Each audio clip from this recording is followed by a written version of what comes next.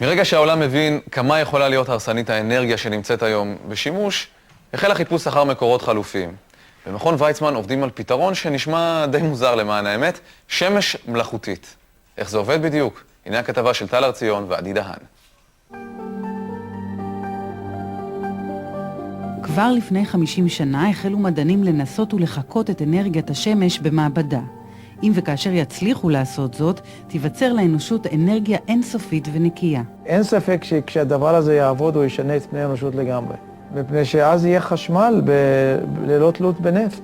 המטרה במעבדה היא ליצור פלזמה חמה וצפופה מאוד שתביא למיזוג גרעיני. יוצרים חומר מאוד חם ומאוד צפוף למשך זמן מאוד קצר, ולא שומרים אותו, לא מנסים לשמור אותו. החומר הזה ייווצר ויברח לנו. אבל ב10 מיליארדיות האלה של השנייה, החומר הוא כל כך חם וצפוף, שמספר המיזוגים הגרעיניים יהיה כל כך גדול, שאנחנו נקבל המון אנרגיה במשך הזמן הקצר הזה. כמו בשמש, מנסים במעבדות למזג גרעיני מימן לגרעין הליום, שהמסה שלו קטנה יותר. אובדן המסה יגרום ליצירת אנרגיה. כאן מתחיל התהליך, מפה אנחנו טוענים את המכונה למתח של עשרות אלפי וולטים. אנחנו אוגרים אנרגיה בזמן יחסית ארוך, בטווח של דקות, ופורקים אותו בטווח של מיליוניות של שנייה ואפילו פחות אל תוך עומס. צ'ארג'ינג!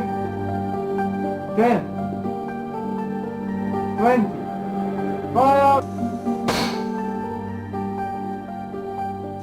השמש הזאת שאנחנו יוצרים, הטמפרטורה שלה היא כמו השמש, רק שהחומר הזה הוא לא כל כך צפוף כדי שיהיה פה תהליכים של מיזוג גרעיני. במעבדה במכון ויצמן הגיעים ליצירה של 3 מיליון מעלות, זרם חשמלי של 1,000,000 אמפר, וזו עדיין נחשבת למכונה קטנה יחסית לאלו שעובדות בעולם. עדיין לא הגענו למצב שהמכונה יכולה ליצור חומר חם וצפוף מספיק כדי שיהיו הרבה תהליכים של מיזוגים גרעיניים, כדי שנוציא בחזרה את כל האנרגיה שהשקענו ביצירת החומר החם והצפוף.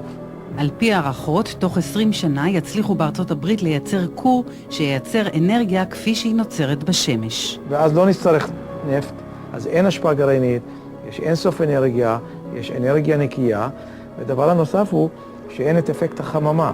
לקבל אנרגיה על ידי מיזוג גרעיני נחשב לפתרון האולטימטיבי הכי טוב שיש לאנושות.